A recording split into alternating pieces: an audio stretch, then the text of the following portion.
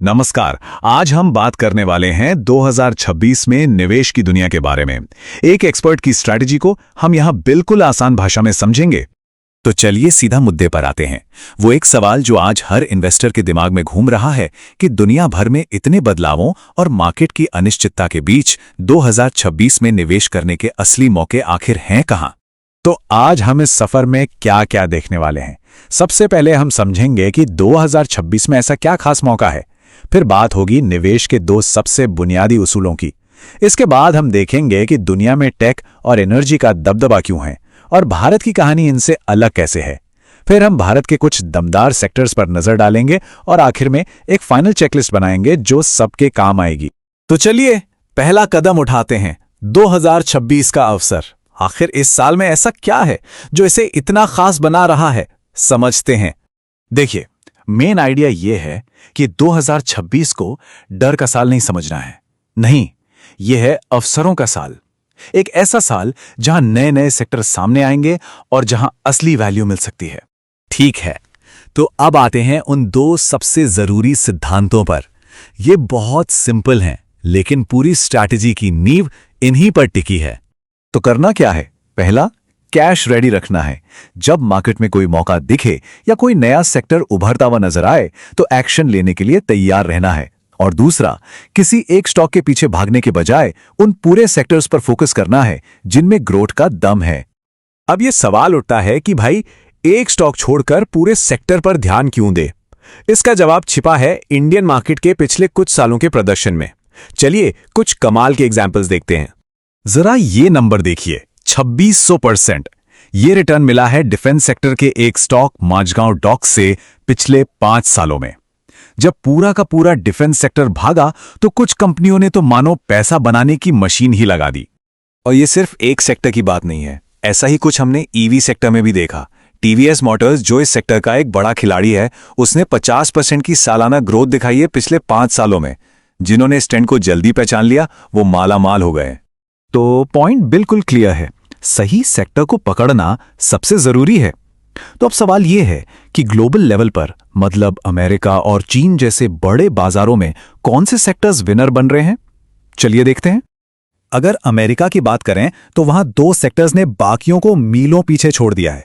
पहला है information technology, जहां एआई बूम की वजह से 1152% की ग्रोथ देखने को मिली है। और दूसरा है एनर्जी, जिसने 113% का रिटर्न दिया है। मतलब खेल इन्हीं 2 सेक्टर्स का रहा है। और ये कोई सिर्फ अमेरिका की कहानी नहीं है। मजे की बात तो यह है कि चीन में भी बिल्कुल यही पैटर्न देखने को मिल रहा है। वहां भी टॉप 3 सेक्टर्स में से 2 यही हैं, टेक्नोलॉजी और एनर्जी। तो ये एक बहुत बड़ा ग्लोबल ट्रेंड है। तो ठीक है, ग्लोबल विनर्स तो हमें पता चल गए, टेक और एनर्जी। पर अब आते हैं भारत पर। और यहीं पर कहानी में एक बहुत ही इंटरेस्टिंग ट्विस्ट आता है। भारत का सीन दुनिया से काफी अलग है। ये देखिए, अमेरिका और चीन के ठीक उल्टा भारत में टेक और एनर्जी सेक्टर्स ने पिछले कुछ समय में अच्छा परफॉर्म नहीं किया है। IT/टेक सेक्टर में -2% की गिरावट है और ऑयल एंड गैस यानी एनर्जी सेक्टर तो -15% नीचे है। अब ये जो अंडर परफॉर्मेंस है, यही अपने आप में एक अनोखा मौका पैदा करती है। तो भारत में असली मौका कहां है, ये समझने के लिए पहले एक बुनियादी सवाल पर सोचना होगा। आज पूरी दुनिया में AI हो रहा है, पर इस AI को चलाने वाला असली कच्चा माल क्या है? जवाब बहुत सिंपल है, लेकिन शायद इस पर ज्यादा लोग ध्यान नहीं देते। AI का असली रॉ मटेरियल सिलिकॉन चिप्स नहीं है, बल्कि वो है सस्ती और भरपूर मात्रा में मिलने वाली एनर्जी, यानी बिजली। मतलब AI की रेस में वही जीतेगा जिसके पास सबसे सस्ती और भरोसेमंद एनर्जी होगी। ये टेक्नोलॉजी के भविष्य को सीधा सीधा एनर्जी सेक्टर से जोड़ देता है। ये कनेक्शन बहुत बहुत जरूरी है। तो अगर टेक का भविष्य एनर्जी पर टिका है, तो इस लॉजिक के हिसाब से भारत में कौन से सेक्टर्स में ग्रोथ की उम्मीद की जा सकती है? चलिए इस पर नजर डालते हैं। तो देखिए, इस पूरी सोच के आधार पर भारत में कुछ सेक्टर्स बहुत प्रॉमिसिंग लगते हैं। जाहिर है, सबसे पहले एनर्जी, खास तौर पे सोलर।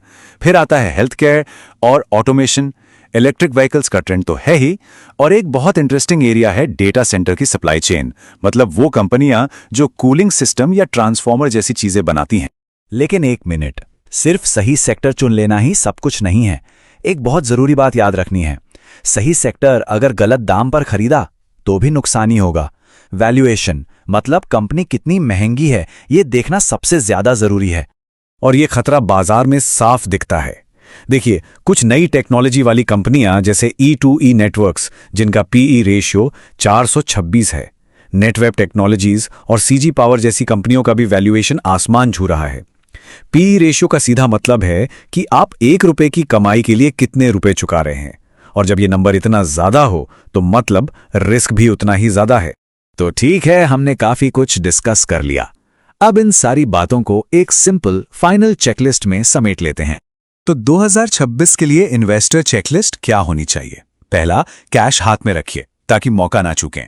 दूसरा, पूरे के पूरे ग्रोइंग सेक्टर्स को पहचानिए और उन पर रिसर्च कीजिए। तीसरा, हमेशा वैल्यूएशन देखिए ताकि आप ज्यादा महंगा ना खरीद लें।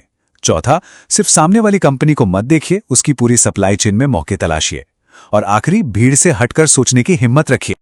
और आखिर में बस एक बात याद रखिए, बाजार में भीड़ अक्सर गलत होती है। अगर कामयाब होना है तो उनसे ठीक उल्टा सोचना होगा। असली पैसा वहीं बनता है जहां किसी की नजर नहीं होती।